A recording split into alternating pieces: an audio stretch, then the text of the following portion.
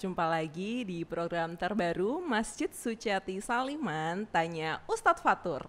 Alhamdulillah hari ini sudah hadir di tengah-tengah kita bersama Ustadz Fatur. Assalamualaikum Ustadz. Waalaikumsalam warahmatullahi wabarakatuh. Sehat, semangat Ustadz? Alhamdulillah selalu sehat. Mbak Manda sehat? Alhamdulillah. Secerah hari ini, semoga semangat teman-teman semua juga cerah ya seperti pagi ini Ustadz. Ya. Gitu. Nah Ustadz, udah beberapa waktu lalu itu kita udah menghimpun pertanyaan nih dari teman-teman. Jadi beberapa waktu lalu tuh kita share question box di Instagram Masjid Suciati Saliman. Dan temanya itu kemarin karena banyak banget nih yang menanyakan perihal ta'aruf, jodoh, pernikahan. Jadi ternyata banyak banget yang masuk Ustadz. Termasuk di episode sebelumnya kita juga udah bahas ya sebelumnya Ustadz tentang bagaimana sih proses ta'aruf dan lain-lain. Ternyata banyak teman-teman yang masih ingin tahu lebih jauh Ustadz gitu. Karena kan kemarin udah disampaikan sama Ustadz kalau ta'aruf itu adalah proses saling kenal ya, saling kenal satu sama lain gitu. Tapi ternyata mungkin ada yang ngerasa kalau ta'aruf itu untuk orang-orang yang paham agama aja nih gitu-gitu. Nah kalau dari Ustadz sendiri nih menanggapi pertanyaan teman-teman yang pengen berta'aruf tapi mungkin ngerasa kalau dia nggak begitu paham agama atau mungkin dia punya cara lain misalkan untuk bisa saling mengenal tapi istilahnya bukan ta'aruf nih Ustadz gitu. Nah itu gimana Ustadz? Bismillahirrahmanirrahim. Baik, pertanyaannya menarik sekali ya. Menurut saya untuk orang yang tidak memiliki pengetahuan agama yang baik tetap boleh untuk berta'aruf. Kembali tadi kepada tujuan ta'aruf itu apa sih? Kan untuk saling mengenal, untuk menyamakan visi, untuk mengetahui kompatibilitas, kecocokan antara si perempuan dan laki-laki tersebut. Karena kan untuk berumah tangga ini kita perlu mengetahui calon pasangan kita. Kita harus tahu visi misi hidupnya apa. Kita mesti tahu apa misalnya cara berkomunikasinya seperti apa. Kita harus tahu bagaimana cara berpikir calon pasangan kita. Dan lalu kita sudah perlu tahu juga bagaimana sikap keberagamaan calon pasangan kita, bagaimana ibadahnya dan seterusnya. Nah, ta'aruf ini tetap dibutuhkan oleh siapa saja, dia memiliki basic agama yang baik ataupun tidak memiliki basic agama yang baik, kita perlu berta'aruf dalam konteks perlu mengetahui calon pasangannya. Akan tetapi memang sekarang ini ta'aruf ini seperti saya melihat dipersempit maknanya. Ta'aruf itu dilembagakan tapi dilembagakan menjadi sangat sempit maknanya. Padahal cara berta'aruf sangat dinamis, saya kira. Sangat beda kebudayaan, beda tradisi, berbeda cara berta'aruf. Tapi prinsipnya boleh untuk apa? Agar ketika berumah tangga sudah saling memahami.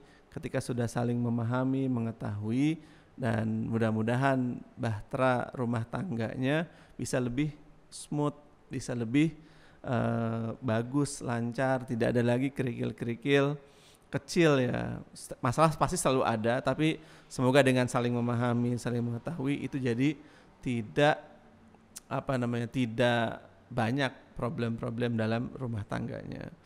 Tapi tadi lagi saya melihat ta'aruf sebagai substansi ya, bukan sebagai tren ta'aruf sebagian orang hari ini yang harus seperti ini, tukeran CV dan seterusnya. Itu saya tidak melihat itu sebagai lembaga seperti itu, tapi melihat sebagai substansinya untuk saling memahami. Caranya banyak.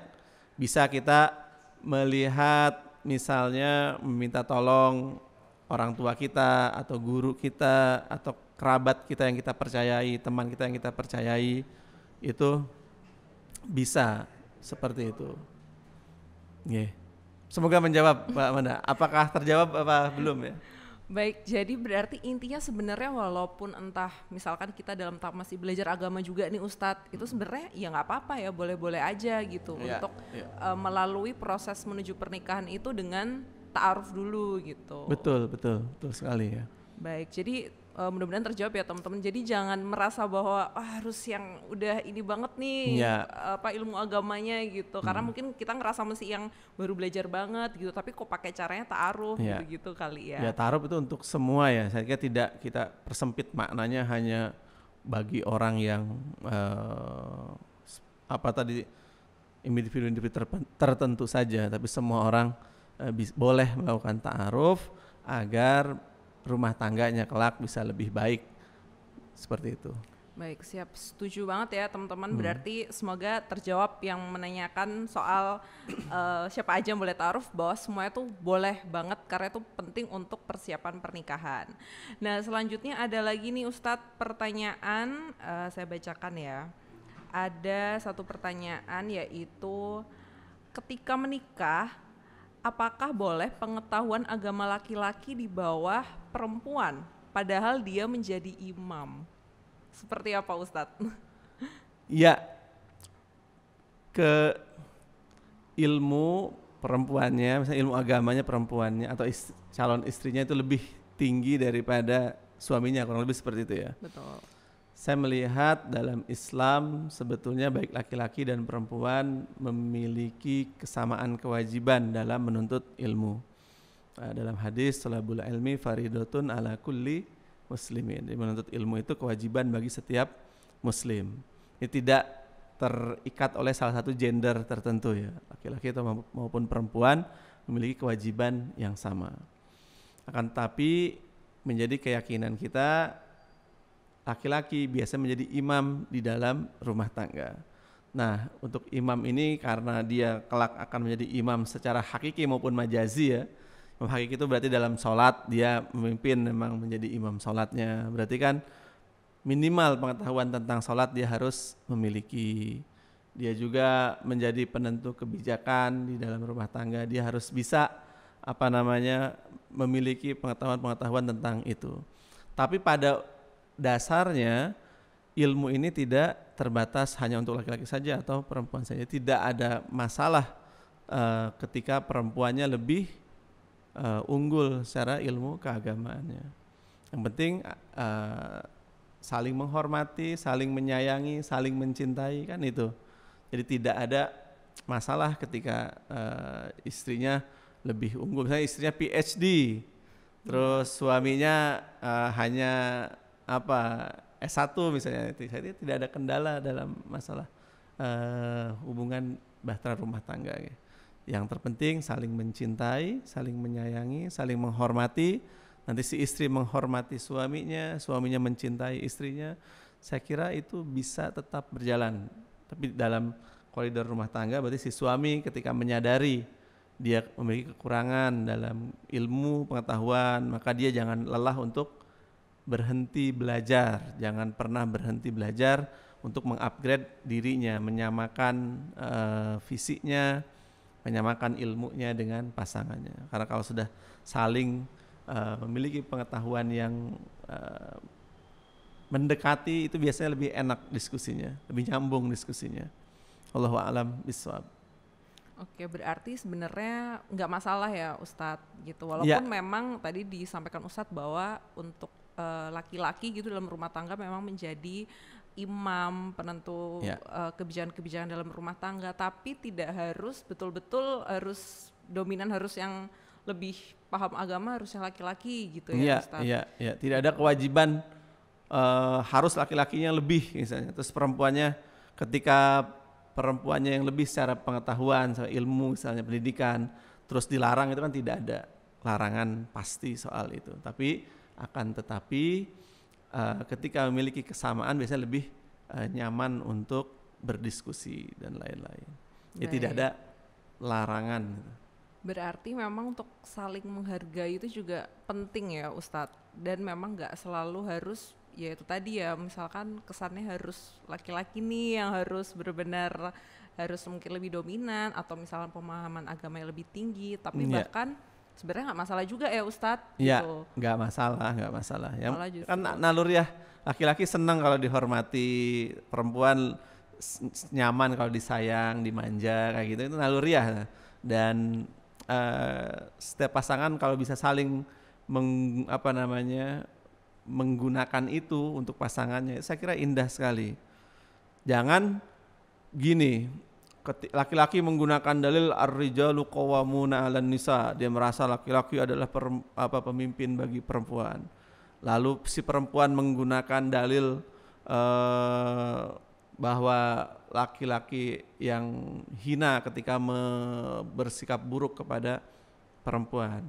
Nah, itu seharusnya dalil itu yang ar-rijalu qawwamuna dipegang oleh perempuan, yang dalil yang menghormati perempuan dipegang laki-laki. Jadi akan saling kesepahaman, saling menghormati, saling menyayangi. Jadi jangan dibalik dalilnya. Kalau yang laki-laki selalu mengagungkan, oh saya laki-laki harus dihormati, harus saya pemimpin, itu berantem terus pasti kayak gitu. Tapi kalau paradigma berpikirnya diubah, bahwa ya perempuan menganggap oh suaminya adalah pemimpinnya, suaminya adalah pelindungnya, suaminya adalah penjaganya.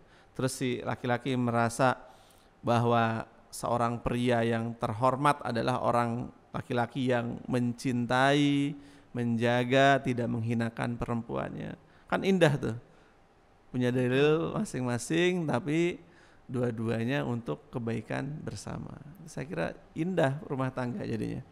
Gak ada tuh ribut-ribut masalah kecil-kecil ya. Gitu ya. Wallahu a'lam bishawab. Semoga terjawab teman-teman ya. Tadi sudah dijawab lengkap oleh Ustadz. Kita menuju pertanyaan berikutnya nih Ustadz. Ada yang menanyakan seputar pernikahan juga nih. Seputar pernikahan. Ada yang menanyakan tentang bentuk siap menikah itu sangat abstrak. Lalu menurut Ustadz, apa bentuk terjelas yang bisa menjadi patokan? Gitu. Jadi apa nih Ustadz mungkin ukuran-ukuran ini? Yang pertama ya, usia. Saya rasa usia ini salah satu faktor yang sangat menentukan. Usia kedewasaan seorang calon pengantin ini harus diperhatikan. Mungkin antara 20 sampai 30 itu kan salah satu usia matang secara emosional, juga matang secara biologis ya. Lalu juga pendidikan, dia punya pendidikan yang bagus, punya pendidikan yang baik, itu perlu dipertimbangkan. Lalu juga faktor finansial, dia punya finansial atau keuangan yang tertata baik ya, dalam artian dia punya sumber-sumber penghasilan yang dia siap untuk mempertanggungjawabkan dirinya, dia siap untuk menafkahi istrinya, dia siap menafkahi anaknya, dan itu perlu menjadi perhatian penting ya. Lalu juga kematangan emosional, karena dalam pernikahan kan seumur hidup kita tinggal bersama insan yang berbeda dengan kita, pasangan kita yang bisa jadi memiliki karakter berbeda, bisa jadi suku yang berbeda, bisa jadi hobi yang berbeda. Nah, ketika kematangan emosional kita belum matang, ini rentan terjadi konflik di dalam rumah tangga. Lalu ciri berikutnya yang penting kita perhatikan adalah saya kira agama ya, faktor agama. Kita sudah tahu apa tentang fikih munakahat, kita tahu bagaimana cara menafkahi, kita sudah tahu belum cara-cara ilmu tentang rumah tangga, berhubungan suami istri. Terus juga kita sudah mengetahui tentang detail-detail tentang dalam koridor berumah tangga. Jadi ketika ini kita sudah miliki, kita sudah pegang, saya sudah ketahui, terus juga komitmen. Kita tuh sudah siap berkomitmen belum? Karena ketika sekali menikah itu untuk seumur hidup. Kan nggak bisa kita gonta-ganti pasangan. Naudzubillahi min dzalik. Jadi kalau kita sudah siap berkomitmen, sekali berkomitmen kita pegang komitmen itu sampai seumur hidup, berarti kita termasuk orang yang siap tadi. Dan mungkin ini ciri-ciri yang bisa kita checklist diri kita, apakah kita sudah berapa persen dari ciri-ciri itu. Tentu setiap individu berbeda ya. Setiap individu tidak sama persis seperti itu, tapi paling tidak ini menjadi golden rule untuk kita melihat bagaimana kita siap atau belum dalam menikah. Allahu a'lam bishawab. Berarti mungkin bisa saya ulas lagi ya tadi poin-poin yang menjadi patokan untuk kesiapan untuk menikah ya Ustadz. Jadi pertama memang agama, dari segi agama sudah bisa memahami mungkin sudah ada pondasinya dulu ya Ustadz gitu. Yeah. Bahwa ternyata ilmu itu penting gitu, persiapan sebelum menikah, terus komitmen dan kematangan emosional gitu. Kemudian usia, pendidikan dan kemampuan finansial. Di sini bukan berarti harus ini ya Ustadz, ya, harus kaya jadi sultan dulu baru menikah ya, enggak seperti itu maksudnya. Tapi kita kan paling tahu diri kita bisa melihat ketika saya sendiri, lalu saya ketika punya istri, punya anak, apakah memungkinkan itu untuk menafkahi, membantu keluarga kita, terus juga bagaimana hubungan kita dengan keluarga kita itu. Kita siap tidak menjadi seorang ayah atau seorang ibu.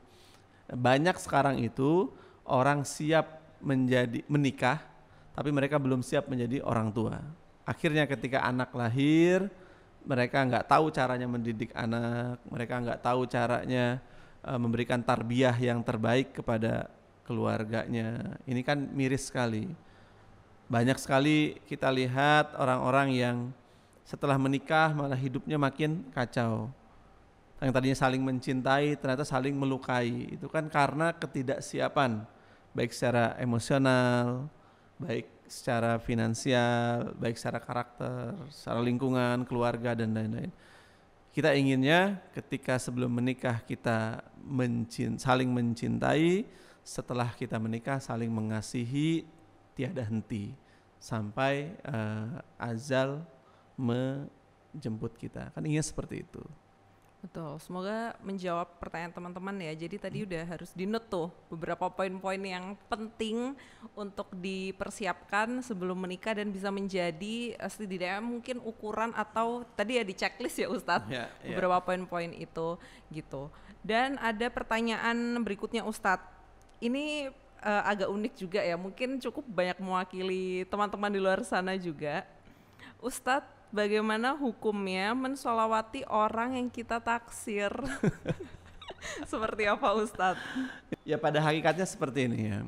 Kita boleh mengekspresikan cinta kepada orang yang kita sukai, kita cintai ya. Dalam salah satu hadis sahih dikatakan bahwa ketika kita mencintai seseorang, kita boleh kok mengekspresikannya, bahkan mengabarkannya kepada orang yang kita cintai. Apalagi sekadar mengagumi dan kita mensalawati, tentu itu diperbolehkan. Akan tetapi ya ketika kita sudah siap untuk menikah ya. Tapi kalau misalnya saya masih kuliah, masih S1 terus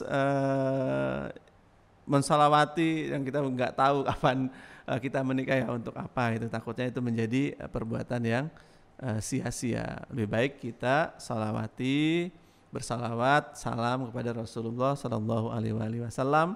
Mudah-mudahan dengan barokahnya salawat, Allah lembutkan hati kita, Allah lembutkan hati yang orang yang kita cintai itu. Dan boleh kok kita itu mengekspresikan cinta kepada orang yang kita cintai, itu boleh. Dalam hadis sahih tadi dikatakan dalam Sahih Bukhari, insyaallah. Dan itu dikatakan bahwa ketika kita mencintai seorang, kabarkan, beritahu orang tersebut bahwa kita mencintainya. Tentu dalam artian ketika kita mencintai seorang, kita naksir ingin menikahinya, kita beritahu bahwa kita mencintai dia karena Allah Subhanahu wa ta'ala. Makanya ada istilah inni uhibbuki fillah itu. Saya mencintai engkau karena Allah. Jadi boleh kok kita mengabarkan ketika kita siap menikah. Kalau kita nggak berani sendiri ya kita utus orang yang kita percaya, saudara kita, guru kita, atau orang-orang tertentu yang kita cintai. Apakah hanya laki-laki pada perempuan? Boleh juga perempuan kepada laki-laki ketika itu disampaikan dengan cara yang ma'ruf, cara yang baik, cara yang benar, tadi lewat perantara yang tidak menghilangkan wibawa, tidak menghilangkan perwiraan, perwiraannya, kehormatan, tidak mencederai kehormatan kita. Itu boleh kok, itu boleh kita mengekspresikan cinta kepada orang yang kita cintai itu. Semoga terjawab ya, ini bagi yang menanyakan gimana untuk mensholawati kita taksir, berarti sebenarnya sholawat ya kepada Rasulullah SAW gitu ya, dan kalaupun memang naksir Ustadz lebih baik berarti diusahakan ya. Diikhtiarkan. Diikhtiarkan. Sholawatnya lewat jalur ruhani itu silahkan ketika kita sudah siap. Berarti harus tetap diikhtiarkan teman-teman gitu, dan ketika sudah siap ya gitu. Tapi kalau memang belum siap-siap banget terus kayaknya ini terus gitu ya, itu juga ya memang harus siap dulu nih gitu dari Ustadz. Dan berikutnya kita jawab lagi Ustadz, satu pertanyaan lagi. Ada yang menanyakan, Assalamualaikum Ustadz, izin bertanya, apa saja hal-hal yang perlu ditanyakan ke calon pasangan sebelum terlanjur menikah? Mungkin agak relate sama yang tadi sih, cuman ini kalau bentuk pertanyaan mungkin seperti apa sih kita harus tanya ke calon pasangan gitu. Yang pertama tentu agamanya. Kita tanya bagaimana ibadahnya, bagaimana hubungannya dia dengan Allah, bagaimana hubungan keberagamaannya, dia suka sholat atau tidak. Ini penting, ini menjadi yang utama. Karena kita tahu sholat itu adalah tiang agama, dan ketika seorang agamanya berantakan, itu berat bagi seseorang untuk bisa membangun rumah tangga yang harmonis, yang sakinah, mawaddah, warohmah, itu susah. Maka pertanyaan pertama adalah kita pastikan tentang agamanya. Yang kedua, perlu kita ketahui bagaimana karakternya. Seperti tadi sudah saya jawab ya.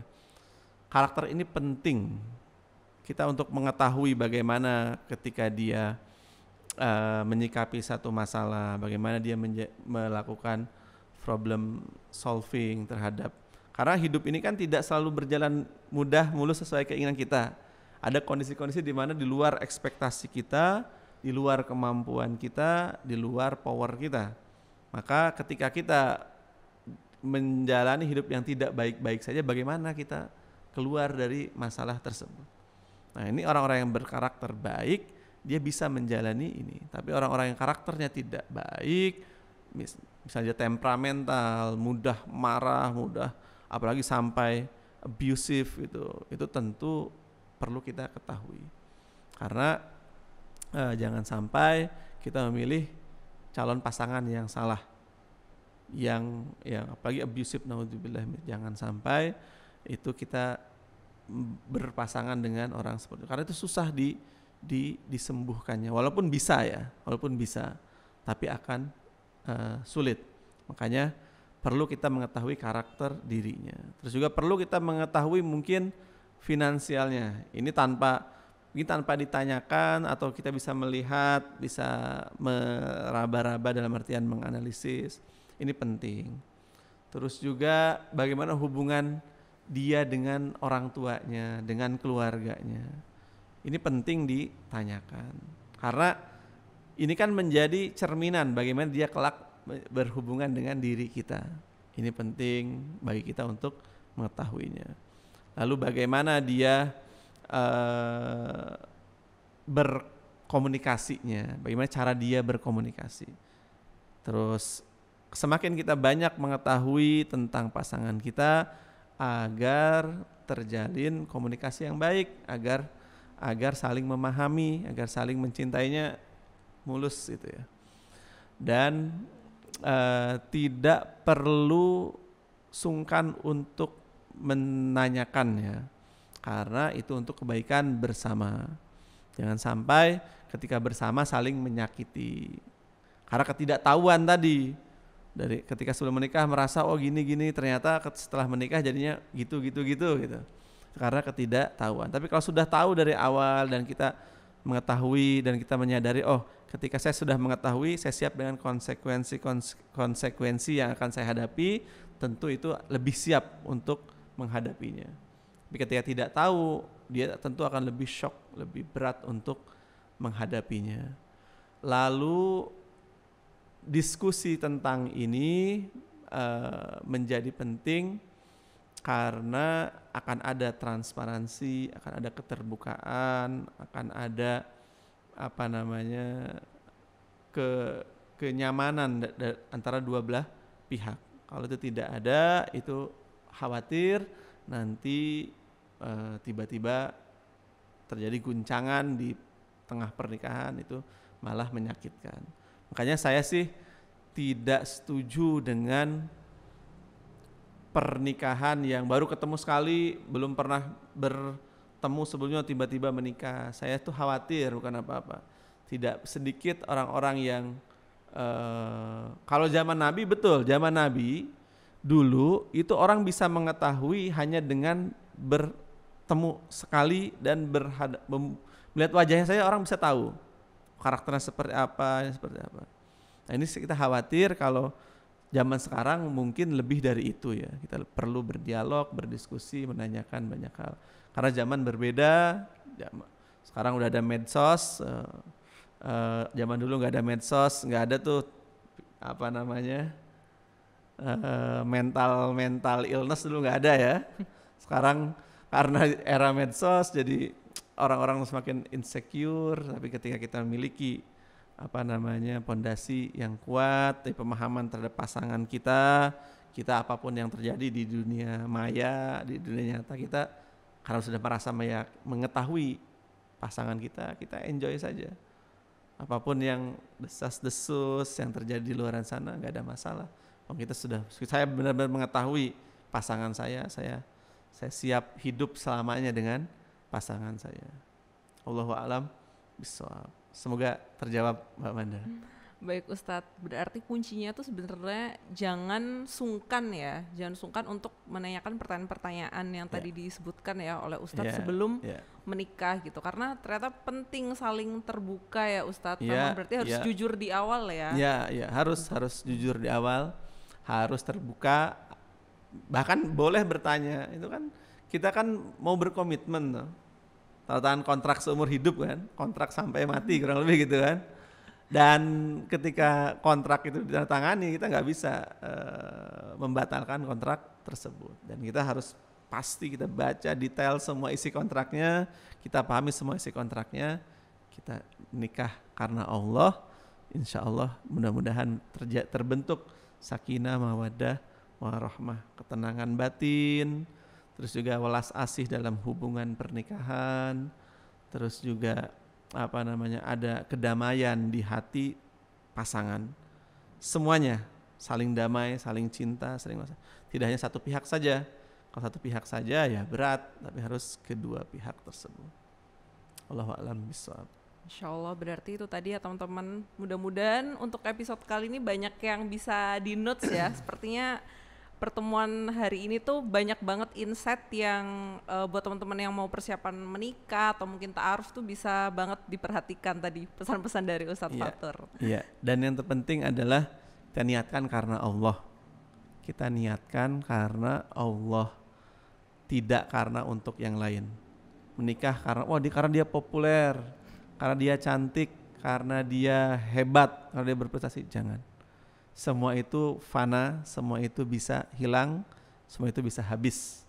Tapi kalau kita cantelkan, kita ikutkan Allah dalam hubungan kita, Allah itu kekal, Allah itu abadi, dan mudah-mudahan cinta kita kekal mengabadi dalam ikatan rumah tangga.